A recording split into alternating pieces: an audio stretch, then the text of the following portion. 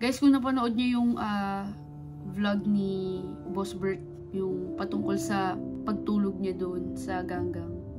Sa tingin ko po si Boss Bert, na brainwash siya ng mga ganggang.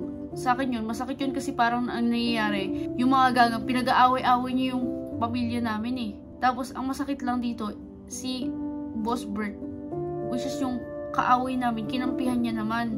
Sana, wag niyong husgahan yung kapatid ko na masama kasi sa tingin ko dahil masama lang yung loob niya dahil napalaya siya. Pero, kasi, hindi naman kasi ganun yun si Kuya Bert eh. Dito sa vlog niya guys, dito, kung makikita nyo, ayan. Pinalayas ako ni Kuya, ayan, dala ko yung mga gamit. Dito lang kay Larry. Hindi ko na alam gagawin ko guys, talagang. Hindi ko alam kung anong pinasok ko.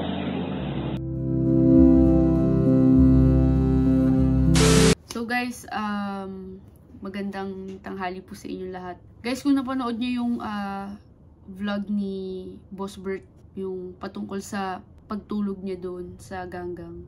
Guys, hindi dahil sa kapatid ko siya, kaya ako siya pinagtatanggol. Hindi po guys, pero sa tingin ko po si Boss Bert, na brainwash siya ng mga ganggang. Kaya po siya nandun. Na sa tingin niya yan na lang yung way out niya para, syempre, pinalayas nga siya. Sa akin yun, masakit yun kasi parang ang nangyayari, yung mga ganggang, pinag-aaway-aaway niyo yung pamilya namin eh. Alam niyo yun, sinisira niya eh. Tapos, ang masakit lang dito, si Boss Bert, which is yung kaaway namin, kinampihan niya naman. So, sa tingin ko guys, na brainwash lang talaga dito si Kuya Bert. Kaya guys, sana, wag niyong husgahan yung kapatid ko na masama kasi. So guys, meron akong papakilala bago lang sa inyo. Ito ang 1xBet. Yan. Dito sa 1xBet, kailangan nyo lang ng phone number nyo at syempre yung promo code natin 1xCoolin para sa chance ang manalo ng 6,000 pesos on your first deposit. So guys, dito pwede kayong mag-bet sa inyong mga paboritong NBA players at saka sports. Ayan. Sa mga sports nyo, football, volleyball, ayan, tennis, at saka meron din ditong esports guys, ayan, esports, at meron din ditong live casino, yan. Para makapag-cash in, cash out, meron ditong GCash at bank transfer. Kaya ano pang hinihintay nyo? Nasa baba ang registration link natin. Gamitin ang promo code natin 1xCoolin. Sa tingin ko dahil masama lang yung loob niya dahil napalaya siya. Pero kasi hindi naman kasi ganun yun si Kuya Bert eh. Hindi naman yun masama guys. Kaya sana wag po natin na husgahan siya ng masasama na puro binabato sa kanya masasamang salita. Kasi kapatid ko po yun eh. Nasasaktan din po ko. Dito sa vlog niya guys. Dito kung makikita nyo.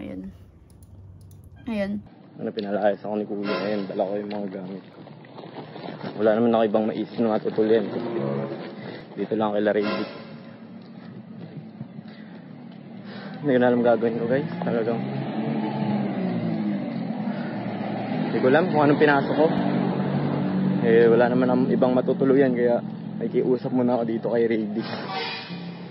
Ayun guys, so ang masakit lang kasi si Kuya Bert, isa din siya sa pinaka-close ko din si Kuya Bert. Isa din siya sa pinaka-close ko na kapatid kasi yun nga medyo hindi naman nagkakalayo yung edad namin ni Kuya Bert. So, tatry ko na puntahan si Kuya Bert para baka sakaling magbago isip niya kasi pwede naman siya umuwi ng Las Piñas eh. Pwede naman siya dun eh, pero hindi niya naisip yun eh. Sa tingin ko talaga inimpluwensyahan kasi siya eh. Kaya sana alam ko Kuya Bert na mapapanood mo to. Sana magbago pa isip mo, bumalik ka. Kaya kung di mo pa kaya, balik muna tayo Las Piñas. Doon muna tayo kila Daddy. Pahinga muna tayo. Kaya sana, Kuya Bert, pag-isipan mo mabuti. Kasi, hindi ka naman ganyan eh. Hindi ka ganyan, Kuya Bert. Sana pag-isipan mo, Kuya Bert.